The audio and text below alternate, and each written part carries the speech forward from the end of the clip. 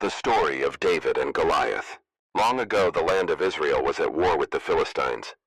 Each army stood on opposite hills, facing one another across a wide valley. Every day, a giant warrior named Goliath stepped forward from the Philistine side.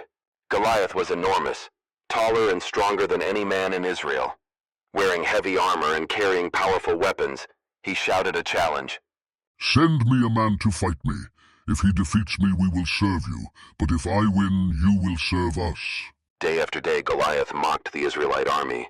King Saul and his soldiers were terrified. No one dared to face the giant. One day, a young shepherd named David came to the battlefield to bring food to his older brothers. David heard Goliath's challenge and was shocked, not by the giant's size, but by his words. "Why is no one standing up to him?" David asked. "He's defying the army of the living God." When King Saul heard about David, he called for him. Saul looked at the young boy and said, "You are too young. Goliath is a trained warrior." But David replied, "I've protected my sheep from lions and bears. The same God who protected me then will protect me now." Though unsure, Saul agreed. He offered David his armor, but it was too heavy and uncomfortable. David took it off. Instead, he went to a nearby stream, picked up 5 smooth stones, and carried only his sling. When Goliath saw David, he laughed. "Am I a dog, that you come at me with a stick?" He mocked. David stood his ground and said, "You come to me with sword and spear, but I come to you in the name of the Lord. Today, everyone will know that the battle belongs to God." David ran forward, placed a stone in his sling, and launched it. The stone struck Goliath, and the giant fell to the ground. The Philistine army fled, and Israel was saved. Here are 5 clear biblical lessons we can learn from the story of David. First, God looks at the heart, not appearance.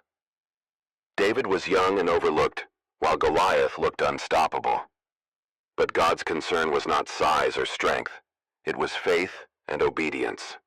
What matters most to God is who you are on the inside. Faith in God overcomes fear. The Israelite army saw a giant and were afraid. David saw a challenge and trusted God. Faith does not deny danger. It trusts God in the middle of it.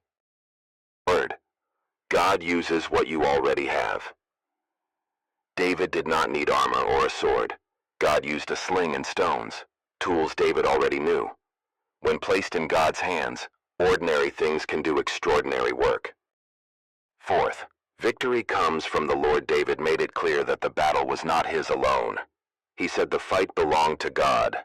Success comes not from human strength, but from reliance on the Lord. Fifth, obedience opens the door to God's power. David stepped forward when no one else would. He obeyed God's calling despite the risk. When we move in obedience, God moves in power. If you found value here, please like, share, and subscribe. Thank you for supporting content rooted in Scripture.